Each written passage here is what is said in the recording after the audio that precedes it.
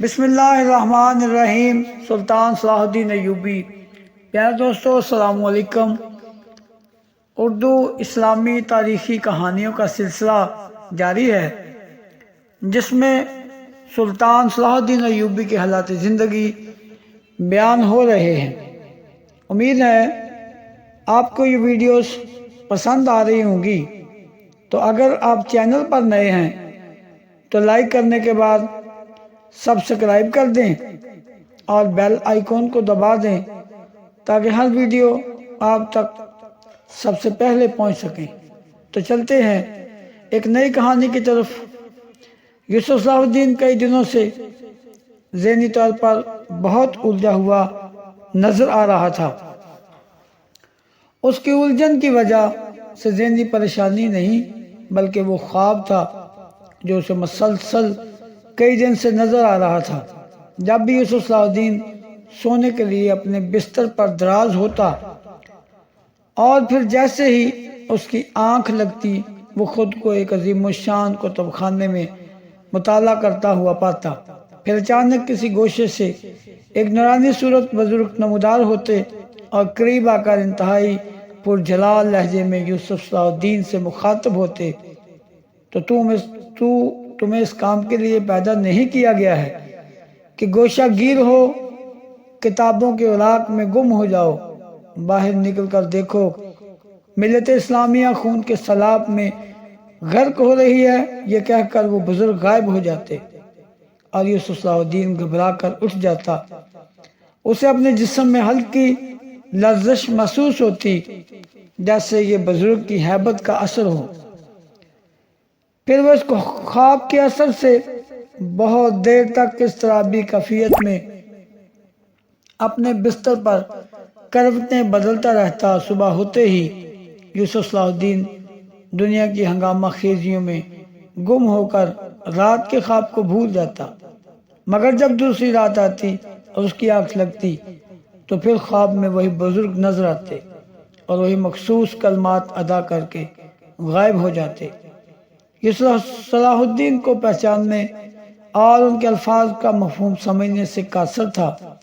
پھر جب ایک ہی خواب بلا ناغہ نظر آنے لگا تو یوسف صلاح الدین اپنے استاد گرامی قاضی ابن ارسون کی خدمت میں حاضر ہوا اور اپنا پورا خواب بے کم و کاست بیان کر دیا۔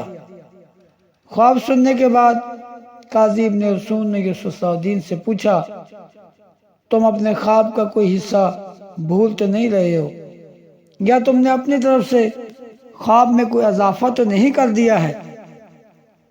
یوسف صلاح الدین کچھ دیر تک اپنے ذہن پر زور ڈال کر سوچتا رہا، پھر انتہائی مؤدب لہجے میں عرض کرنے لگا، استاد گرامی، مجھے بزرگ کی زبان سے ادا ہونے والا ایک ایک لفظ اور اپنے خواب کا ایک ایک منظر یاد ہے۔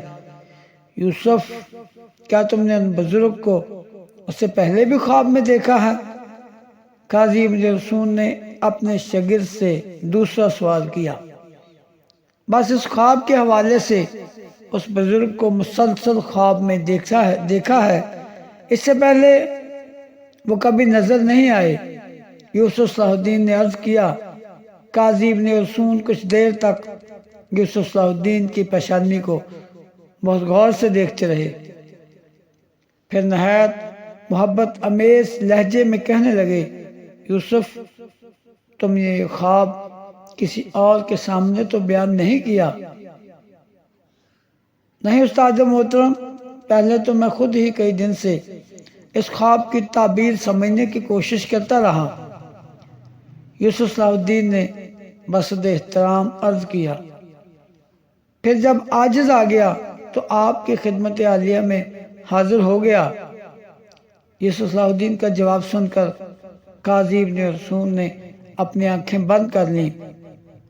انہیں دیکھ کر محسوس ہوتا تھا جیسے وہ اس وقت مراقبے کی حالت میں ہوں۔ پھر کچھ دیر بعد قاضی ابن ارسون نے آنکھیں کھولی اور اپنے شاگرد سے مخاطب ہو کر بولے، تم اپنا یہ خواب کسی سے بیان کرنا بھی نہیں، یہ ایک غیبی اشارہ ہے۔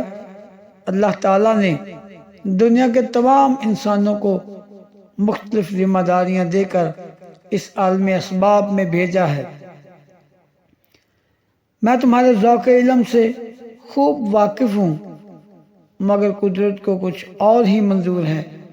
وہ تمہارے ہاتھوں میں قلم کی بجائے شمشیر دیکھنا چاہتی ہے۔ یہ کہہ کر قاضی ابن رسون کچھ دیر کے لیے خاموش ہو گئے۔ یوسف صلاح الدین اپنے خواب کی تعبیر سن کر کچھ دیر تک حیرت کی کیفیت سے دوچار رہا، پھر مؤدب لہجے میں عرض کرنے لگا، استاد گرامی، مجھے قتال و جدال، مال و منال اور منصب و جاہ سے کوئی رغبت نہیں۔ یہ سر سواری اور شمشیر زنی بھی میں نے والد محترم کے اصرار پر سیکھی ہے، ورنہ شعر و شاعری میرا تیر و کمان، قلم میری شمشیر اور مناظروں کی مجلس سے میرا میدان جنگ ہے۔ دنیا کی باقی چیزوں کو میں کوئی اہمیت نہیں دیتا۔ قاضی ابن رسون اپنے شاگرد خاص کے فطر و جان سے واقف تھے، اس لیے جواب دینے میں کسی قدر تاخیر سے کام لیا۔ پھر نہایت پرجوش سوچ لہجے میں یوسف صلاح الدین سے مخاطب ہوئے، آج میں تمہیں افضل البشر امیر المومنین حضرت ابوبکر صدیق رضی اللہ تعالیٰ عنہ کا ایک قول مبارک سناتا ہوں۔ اس کے ایک ایک حرف کو غور سے سنو اور ہمیشہ کے لیے ذہن نشی کر لو۔ استاد گرامی کی اس فرمائش پر یوسف صلاح الدین ہمتاً گوش ہو گیا۔ خلیفہ اول نے فرمایا کہ جو قوم جہاد ترک کر دیتی ہے، اللہ تعالیٰ اسے دنیا میں ذلیل و خوار کر دیتا ہے۔ حضرت صدیق اکبر کا قول مبارک بیان کرتے کرتے قاضی ابن رسون کی آنکھوں میں آنسو آ گئے۔ یوسف، تمہیں یہ راز معلوم ہے کہ تلوار ہی اسلامی سرحدوں اور کتب خانوں کی حفاظت کرتی ہے۔ طرابلس کا عظیم الشان کتب خانہ عیسائیوں نے صرف اس لیے جلا کر خاکستر کر دیا تھا کہ اس کی حفاظت کے لیے تلواریں اور سپاہی نہیں تھے۔ قاضی ابن رسون کی مختصر تقریر اس قدر اثر انگیز تھی کہ یوسف صلاح الدین کا رواں رواں کھڑا ہو گیا اور اسے یوں محسوس ہونے لگا جیسے پورے بدن میں چنگاریاں بھر گئی ہیں۔ یہ تمہارے لیے عظیم خوشخبری ہے کہ تمہیں اس طرح خواب میں تنبیہ کی گئی۔ ہم تو ناکارہ لوگ تھے کہ زندگی بھر ایک گوشے میں پڑے رہے، مگر تمہارے سامنے ایک عظیم تر مقصد حیات ہے۔ قاضی ابن رسون نے رقت تمیز لہجے میں کہا، اگر تم کتب خانہ چھوڑ کر میدان جنگ کا رخ نہیں کرو گے تو اللہ بے نیاز ہے، وہ کسی اور کو منتخب کر لے گا۔ پھر جب یوسف صلاح الدین قاضی ابن رسون کی درسگاہ سے اٹھا تو اس کی دنیا ہی بدل گئی تھی۔ اب اس کی تمام تر توجہ شمشیر زنی، نیزہ بازی اور تیر اندازی پر مرکوز تھی۔ وہ ایک جنونی کی طرح جنگی مشاغل میں مصروف رہتا اور ہر وقت اس کے ذہن میں قاضی ابن رسون کے یہ الفاظ گونجتے رہتے، طرابلس کا کتب خانہ عیسائیوں نے صرف اس لیے جلا کر خاکستر کر دیا کہ اس کی حفاظت کے لیے مسلمانوں کے پاس تلواریں اور سپاہی نہیں تھے۔ تو یہ تھی دوستو آج کی خوبصورت کہانی۔ ملتے ہیں اگلی ویڈیو میں، تب تک کے لیے اجازت دیجیے۔ خدا حافظ۔